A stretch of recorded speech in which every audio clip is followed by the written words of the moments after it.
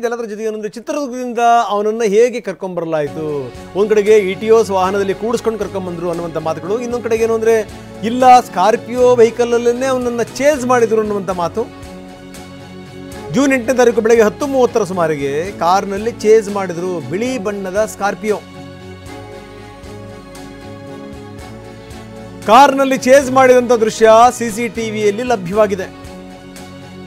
ಬೆಳಗ್ಗೆ 9:48ಕ್ಕೆ ಸ್ಕೂಟಿಲಿ ಹೋಗ್ತಾ ಇದ್ದ ರೇಣುಕಾಸ್ವಾಮಿ, ಹೈವೇ ಪಕ್ಕದ ಸರ್ವೀಸ್ ರಸ್ತೆಯಲ್ಲಿ ಆತ ಹೋಗ್ತಾ ಇದ್ದ. ಆ ದೃಶ್ಯಾವಳಿಗಳು ಸಿಕ್ಕಿವೆ. ಸ್ಕೂಟಿಯಲ್ಲಿ ಹೋಗ್ತಾ ಇದ್ದಂಥ ರೇಣುಕಾಸ್ವಾಮಿಯನ್ನ ಹಿಂಬಾಲಿಸಲಾಗಿದೆ ಸ್ಕಾರ್ಪಿಯೋ ವಾಹನದಲ್ಲಿ.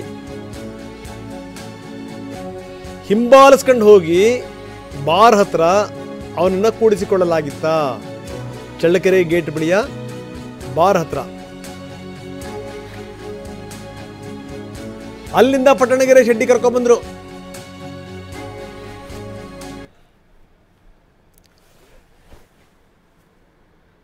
ನಾವು ತೋರಿಸ್ತಾ ಇದ್ದೀವಿ. ಆತ ಅಪೋಲೋ ಫಾರ್ಮಸಿಯಲ್ಲಿ ಕೆಲಸ ಮಾಡ್ತಿದ್ದ. ಆ ಶಾಪ್ನ ದೃಶ್ಯಾವಳಿಗಳನ್ನು ನಾವು ತೋರಿಸ್ತಾ ಇದ್ದೀವಿ. ಇಲ್ಲಿಂದ ಆತ ಹೊರಡ್ತಾನೆ. ಆತ ಹೊರಟು ಬರುವಂಥದ್ದು ಚಳ್ಳಕೆರೆಯ ಕ್ರಾಸ್ ಹತ್ರ. ನೋಡಿ, ಸ್ಕೂಟಿಯಲ್ಲಿ ರೇಣುಕಾಸ್ವಾಮಿ ಬರ್ತಿರುವಂಥ ದೃಶ್ಯಾವಳಿಗಳನ್ನು ನಾವು ತೋರಿಸ್ತಾ ಇದ್ದೀವಿ. ಚಳ್ಳಕೆರೆ ಗೇಟ್ ಹತ್ರ ರೇಣುಕಾಸ್ವಾಮಿ ಸ್ಕೂಟಿಯಲ್ಲಿ ಬರ್ತಾ ಇದ್ದಾನೆ. ಅದರ ಹಿಂದೆ ಒಂದು ಸ್ಕಾರ್ಪಿಯೋ, ನೋಡಿ ಅದರ ನಂಬರ್ ಕೂಡ ತುಂಬ ಸ್ಪಷ್ಟವಾಗಿ ಕಾಣುತ್ತೆ, 8821. ದರ್ಶನ್ ಗ್ಯಾಂಗಿಗೆ ಸೇರಿದಂಥ ಸ್ಕಾರ್ಪಿಯೋ ಇದು. ಈ ಸ್ಕಾರ್ಪಿಯೋ ವಾಹನದಲ್ಲೇ ಅವನನ್ನು ಚೇಸ್ ಮಾಡಲಾಯಿತು. ಆವತ್ತಿನ ದಿವಸ ಜೂನ್ 6ನೇ ತಾರೀಕು ಆತ ಕೆಲಸ ಮಾಡ್ತಿರುವಂಥ ದೃಶ್ಯಾವಳಿಗಳು ಅಪೋಲೋ ಮೆಡಿಕಲ್ನಲ್ಲಿ. ಜೂನ್ 8ನೇ ತಾರೀಕು ಅಂದರೆ ಜೂನ್ ರಾತ್ರಿ 9:45 ಸುಮಾರಿನ ನಾವು ವಿಜುವಲ್ಸನ್ನು ತೋರಿಸ್ತಾ ಇದ್ದೀವಿ. ಅದಾದ ನಂತರ 8ನೇ ತಾರೀಕು ಬೆಳಗ್ಗೆ 9:45 ಸುಮಾರಿಗೆ ಆತ ಚಳ್ಳಕೆರೆ ಗೇಟ್ ಹತ್ರ ಕಾಣಿಸ್ಕೊಳ್ತಾನೆ. ಕೊಲೆಗೂ ಮುನ್ನ ಆತನಿಗೆ ಬೆದರಿಕೆ ಕೂಡ ಬಂದಿತ್ತು. ಜೂನ್ 2ನೇ ತಾರೀಕೇನೆ ರೇಣುಕಾಸ್ವಾಮಿಗೆ ಬೆದರಿಕೆಯ ಕರೆ ಬಂದಿತ್ತು. 2:15ರಿಂದ 2:40 ಫೋನಲ್ಲಿ ಮಾತುಕತೆ ಆಗಿತ್ತು. ಅಪೋಲೋ ಫಾರ್ಮಸಿ ಬಳಿ ರೇಣುಕಾಸ್ವಾಮಿ ಫೋನಲ್ಲಿ ಮಾತಾಡಿದ್ದ. ಸ್ಕೂಟಿ ಮೇಲೆ ಕುತ್ಕೊಂಡೇ ರೇಣುಕಾಸ್ವಾಮಿ ಮಾತಾಡಿದ್ದ. ಫೋನ್ ಕರೆ ಬಂದಾದಮೇಲೆ ವಿಚಲಿತನಾಗಿದ್ದ. ನೋಡ್ತಾ ಇದ್ದೀವಿ ನಾವು ಅವನು ಮಾತಾಡ್ತಿರುವಂಥ ದೃಶ್ಯಾವಳಿಗಳು. CCTVಯಲ್ಲಿ ಸೆರೆಯಾಗಿರುವಂಥ ದೃಶ್ಯಾವಳಿಗಳಿವು. ಕೊಲೆಗೂ ಮುನ್ನ ರೇಣುಕಾಸ್ವಾಮಿಗೆ ಏನಾದರೂ ಬೆದರಿಕೆ ಒಡ್ಡಿದ್ರಾ ಅಂತ. ಬನ್ನಿ, ನಮ್ಮ ಚಿತ್ರದುರ್ಗ ಪ್ರತಿನಿಧಿ ಬಸವರಾಜು ನಮ್ಮೊಂದಿಗೆ ಈಗ ನೇರ ಸಂಪರ್ಕದಲ್ಲಿದ್ದಾರೆ. ಬಸವರಾಜು, ಇದೇನೋ ಇದು ಬೇರೆ ಬೇರೆ ತಿರುವನ್ನು ಪಡ್ಕೊಳ್ತಾ ಇದೆ. ಜೊತೆಗೆ ಏನಂದ್ರೆ ನಿನ್ನೆ ಅವರ ತಾಯಿ ಜೊತೆ ಮಾತಾಡೋದ ಸಂದರ್ಭದಲ್ಲಿ ಕೂಡ ನಾವು ಕೇಳ್ತಾ ಇದ್ವಿ, ಏನಾದರೂ ವಿಚಲಿತನಾಗಿದ್ದ ರೇಣುಕಾಸ್ವಾಮಿ ಅಂತ. ಇಲ್ಲ, ತುಂಬ ನಾರ್ಮಲ್ ಆಗಿದ್ದ ಅನ್ನುವಂಥ ಮಾತನ್ನು ಆ ತಾಯಿ ಕೂಡ ಹೇಳಿದರು. ಆದರೆ ಈಗ ನಮಗೆ ಸಿಕ್ಕಿರುವಂಥ ದೃಶ್ಯಾವಳಿಗಳನ್ನು ಗಮನಿಸಿದಂಥ ಸಂದರ್ಭದಲ್ಲಿ ಈತ ವಿಪರೀತವಾಗಿ ಮಾತಾಡಿರೋದು, ಜೊತೆಗೆ ಏನಂದರೆ ಸ್ಕೂಟಿ ಮೇಲೆ ಕುತ್ಕೊಂಡು ಮಾತಾಡಿರುವಂಥ ಬಗೆ, ಅದಾದ ಮೇಲೆ ವಿಚಲಿತಗೊಂಡಿದ್ದ ಅನ್ನುವಂಥ ಮಾಹಿತಿ ಕೂಡ ಲಭ್ಯ ಆಗಿರುವಂಥದ್ದು. ಏನೇನು ನಡೆದಿರ್ಬೋದು ಬಸವರಾಜ್? ರಂಗನಾಥ್, ಈ ರೇಣುಕಾಸ್ವಾಮಿಯ ಭೀಕರ ಹತ್ಯೆ ಪ್ರಕರಣ ಬಗೆದಷ್ಟು ಕೂಡ ಮತ್ತಷ್ಟು ಬಯಲಾಗ್ತಾ ಇದೆ ಅಂತಲೇ ಹೇಳಬೇಕಾಗ್ತದೆ. ಯಾಕಂತಂದರೆ 8ನೇ ತಾರೀಕು ರೇಣುಕಾಸ್ವಾಮಿಯ ಹತ್ಯೆ ಆಗಿದೆ. ಆದರೆ 8ನೇ ತಾರೀಕಿನ ಹಿಂದಿನಿಂದ ಅಂದರೆ ಜೂನ್ 1ರಿಂದಲೇ ರೇಣುಕಾಸ್ವಾಮಿಯ ಬೇಟೆಯಾಡಲಿಕ್ಕೆ ಈ ಡಿ ಬಾಸ್ ಗ್ಯಾಂಗ್ ಕಾದಿತ್ತು ಅಂತಕ್ಕಂಥದ್ದು ಇಲ್ಲಿ ಸ್ಪಷ್ಟವಾಗಿ ಗೊತ್ತಾಗ್ತಾ ಇದೆ.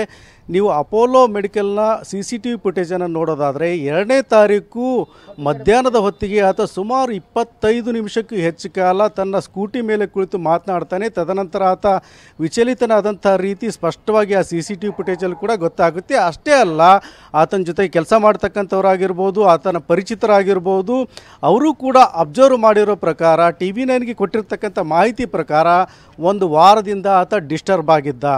ಯಾಕಂತಂದರೆ ಆತ 6ನೇ ತಾರೀಕು ಅಪೋಲೋ ಆಸ್ಪತ್ರೆಗೆ ಬಂದದ್ದೇ ಕೊನೆ. 7ನೇ ತಾರೀಕು ರಜೆಯನ್ನು ತೆಗೆದುಕೊಂಡು ಮನೆಯಲ್ಲೇ ಇದ್ದ.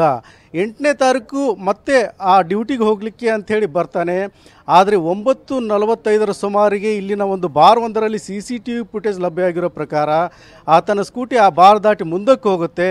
ಆ ಸ್ಕೂಟಿಯನ್ನು ಬೆನ್ನತ್ತಿ ಒಂದು ವೆಹಿಕಲ್ ಕೂಡ ಓಡಾಡುತ್ತೆ. ಅದರ ಜೊತೆಗೆ ಸುಮಾರು 1 ವಾರದಿಂದಲೂ ಕೂಡ ಏನು ಈ ವೆಂಕಟೇಶ್ವರ ಬಡಾವಣೆಯಿಂದ ರೇಣುಕಾಸ್ವಾಮಿ ಅಪೋಲೋಗೆ ಬರ್ತಾ ಇದೆ ಇದೇ ರಸ್ತೆಯಲ್ಲಿ ಅಂದರೆ ಈ ಬಾಲಾಜಿ ಬಾರ್ ಮತ್ತು ಈ ಒಂದು ಅಪೋಲೋ ಮೆಡಿಕಲ್ ಸ್ಟೋರ್ ಮತ್ತು ಚಳ್ಳಕೆರೆ ಗೇಟ್ ಈ ಭಾಗದಲ್ಲಿ ಸುಮಾರು ವೆಹಿಕಲ್ಗಳು ಕ್ವಾಲಿಸ್ ಆಗಿರ್ಬೋದು ETS ಆಗಿರ್ಬೋದು ಇಲ್ಲಿನ ಜನರಿಗೆ ಗೊತ್ತಿಲ್ಲದೆ ಇರತಕ್ಕಂಥ ಹೊಸ ಹೊಸ ಮುಖಗಳು ಬಂದು ಓಡಾಡ್ತಾ ಇದ್ದವು. ಅದ್ರ ಜೊತೆಗೆ ಚಿತ್ರದುರ್ಗದ ದರ್ಶನ್ ಅಭಿಮಾನಿ ಸಂಘದ ರಘು ಮತ್ತು ಗ್ಯಾಂಗ್ ಕೂಡ ರಂಗನಾಥ್ ಈ ಬಗ್ಗೆ ಮಾಹಿತಿ ಸಿಕ್ಕಿದೆ. ಪೊಲೀಸ್ ತನಿಖೆಯಿಂದ ಸತ್ಯಾಂಶ ಬಯಲಾಗಬೇಕಿದೆ. ರಂಗನಾಥ್ ಓಕೆ ಧನ್ಯವಾದ ಬಸವರಾಜ್ ತಮ್ಮೆಲ್ಲ ಮಾಹಿತಿ.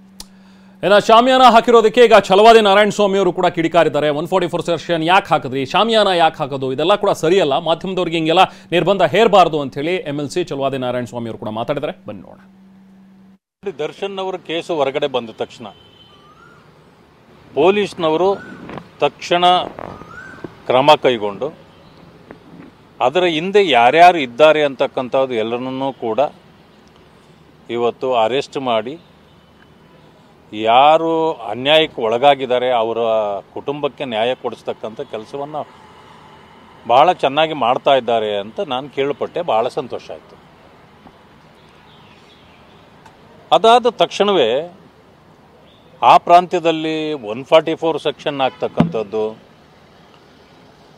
ಪೊಲೀಸ್ ಠಾಣೆಗೆ ಹೋದರೆ ಬೇರೆಯವರು ಯಾರು ಕೇಸೇ ತಗೊಳ್ದೇ ಇರತಕ್ಕಂಥದ್ದು, ಮತ್ತು ಪತ್ರಕರ್ತರು ಅಥವಾ TV ಮಾಧ್ಯಮಗಳು ಬಂದರೆ ಅವರನ್ನು ಅಲ್ಲಿಂದ ಎತ್ತಂಗಡಿ ಮಾಡಿಸ್ತಕ್ಕಂಥದ್ದು, ಇದೆಲ್ಲ ಸರಿಯಾದ ಕ್ರಮ ಅಲ್ಲ.